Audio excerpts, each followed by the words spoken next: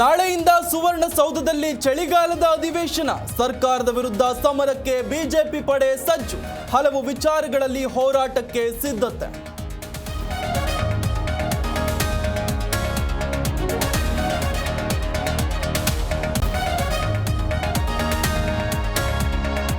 ಮುಡಾ ವಿಚಾರದಲ್ಲಿ ಲೋಕಾಗೆ ಇಡಿ ವರದಿ ವಿಚಾರ.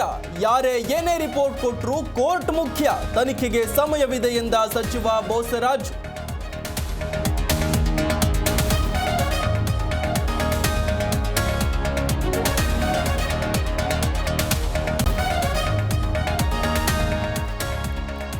ನಾಡದ್ರೋಹಿ ಎಂಎಸ್ ಪುಂಡರಿಗೆ ಶಾಕ್. ಮಹಾಮೇಳಾವ್ ತಡೆಗೆ ಪೊಲೀಸರಿಂದ ನಿಷೇಧಾಜ್ಞೆ ಜಾರಿ.